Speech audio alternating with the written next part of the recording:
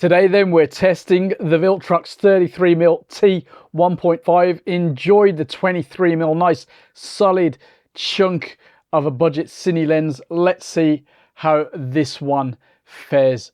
Of course, this was the first test.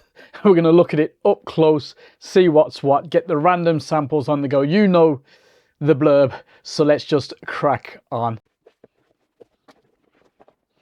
Right, this shiny packet has the bag, lovely. We've got the manual, also lovely. Warranty card, yes. Pass check, fair enough. And the good old do not eat. Yeah, all good, all typical. Why did I expect it to take up more space? Oh, it's a weighty thing. That is a serious bit of kit. Look at that. The lens weighs 510 grams. It's all metal, weather resistant as far as I can tell. At least the front coating is waterproof. We'll check that out later, I think. It's a nice bit of kit. Of course, we've looked at one of the others in the series, and this matches that nicely. We've got the Cine style rings, the 0.8 mod, and the 32 pitch, I believe, if I've got that right. Let's just check the M43 mount, all business as usual. That's nice. Now, if we take off this, not a fan of that cap, but anyway, take off this cap, which is nice and protective. Not always my favorite, but in this case, does the job. We do have a 62mm filter thread, but the front diameter 70mm if you're into your matte boxes, so that's very handy. Right, scale in feet and meters, very handy. Closest focusing 40 centimeters right there. The line seems to hit just beyond that. Let's see how it fares at beyond infinity as well. We've got quite a long focus throw. T-stop 1.5 to 16. Not so long, but that's fine. Perfect. I do enjoy this. Of course, on our micro four thirds sensor, we get the 66mm equivalent, 29.2 degrees angle of view, and there are 14 diaphragm blades, 10 elements, 9 groups. So yeah, let me just have another little feel of that. Yeah, it's absolutely business as usual, except for this funky little thing. I don't have a problem. Yeah, I don't have. That's not even on properly. Oops, not even on properly. Yeah, the rest, yeah, love it.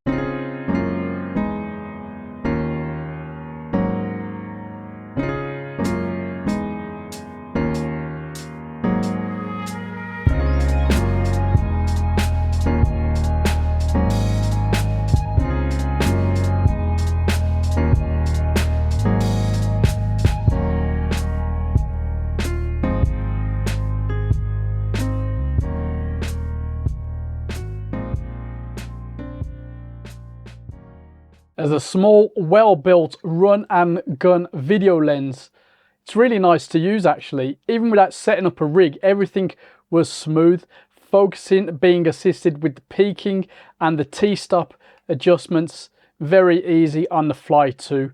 The lens would be equally well suited to a follow focus system. I love the size and the weight of this on my little old GX80. It's a pretty discreet combo, and the lens works well even with the older sensor, as we'll talk about after these test clips.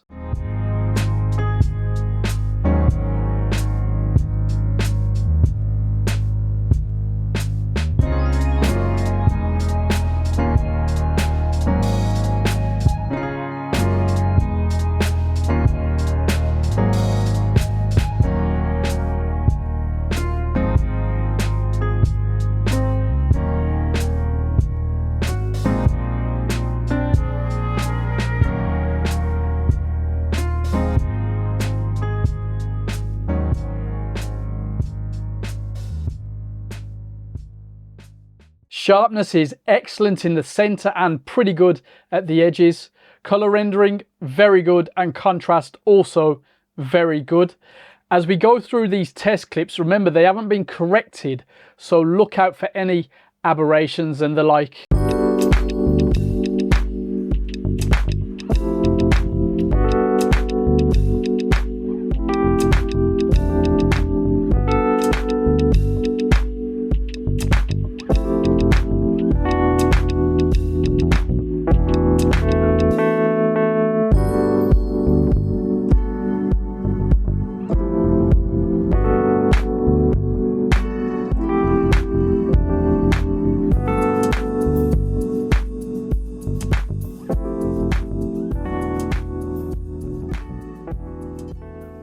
I am seeing some chromatic aberration and a little coma, but nothing major.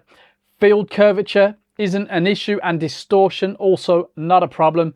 Good work, Viltrox. So far, so good.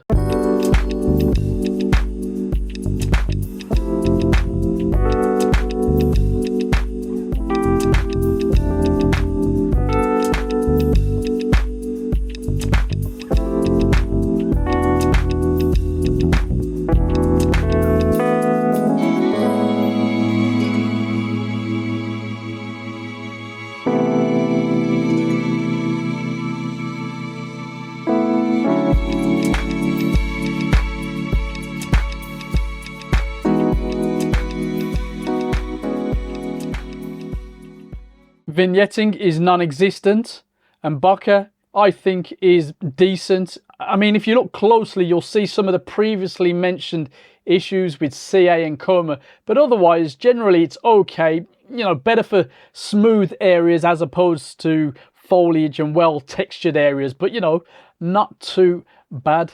Now finally, focus shift or breathing is a non-issue for me. You've already seen a couple of focus pulls so far in the test clips, and here's another one that you've got right now to give you another idea of how the lens performs. I'm very happy with this one when it comes to focus breathing.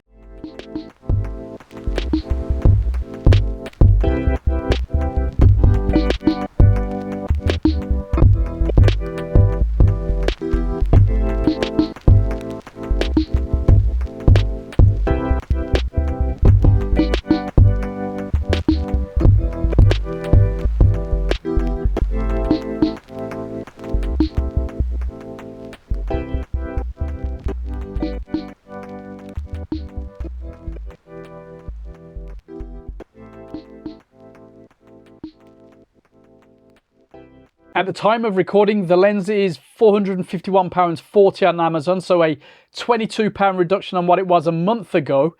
And the question is it worth it? Well, as a small cine lens for budget video shooters, yes, I think this is a well-built lens, has more or less very good image quality, and it works a treat on the older bodies as well as, of course, the newer gear. Now, I really enjoyed the 23mm. This 33 is more of the same, and hopefully we can look at the 56mm very soon. Let us know if you've tried any of these cine lenses, and I'll see you next week.